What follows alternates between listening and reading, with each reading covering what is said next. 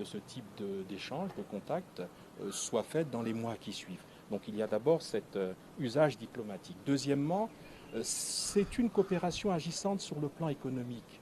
Vous évoquez Maluku. Maluku, chez nous, c'est une zone économique, une zone industrielle, dans laquelle nous avons l'intention, dans le cadre du projet de diversification du gouvernement, qui n'est que la traduction programmatique du projet de société du chef de l'État, nous allons y implanter des industries, des manufactures, comme on dit. Eh bien, il ne s'agit de rien d'autre que de cela. Quant aux terres, nous avons un volet de développement agricole qui est extrêmement important dans le projet de société du président de la République.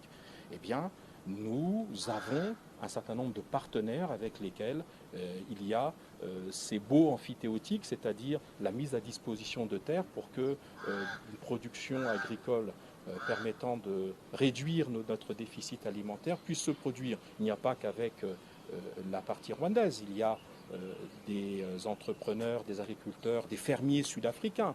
Il y a d'autres nationalités qui viennent. Donc ne donnons pas trop d'importance. Et je comprends par contre qu'effectivement ces questions soient sensibles pour la République démocratique du Congo. Nous le comprenons tout à fait.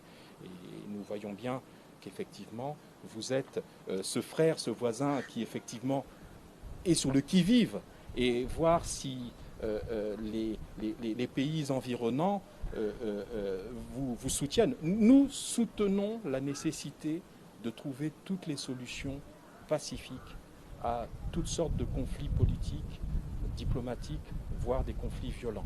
Et c'est la position du président de la République, son Excellence M. Denis Sassou Nguesso, dont l'ADN, récemment nous avons reçu les parties libyennes pour aller de manière décisive vers des élections inclusives qui devraient permettre le retour à une vie politique et sociale normale dans ce pays.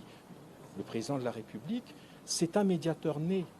Et je n'étais pas présent dans les échanges qui ont pu y avoir à Kigali, mais je suis presque certain que ces questions-là, c'est-à-dire dans le sens de l'apaisement, dans le sens de la recherche de solutions entre nos pays voisins et frères, c'est-à-dire la RDC et le Rwanda, et bien que ces questions ont dû être abordées sous cet angle, c'est-à-dire celui de la recherche des solutions, qui sont des solutions qui doivent être des solutions permettant l'arrêt des violences et permettant à chacune des parties de continuer d'approfondir son processus de développement. Donc je crois qu'il faut parler d'apaisement, il faut prêcher l'apaisement.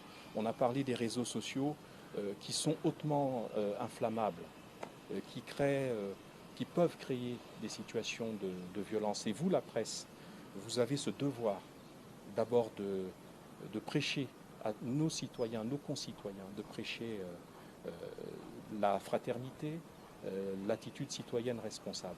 Et je crois que c'est là que nous attendent nos opinions publiques respectives.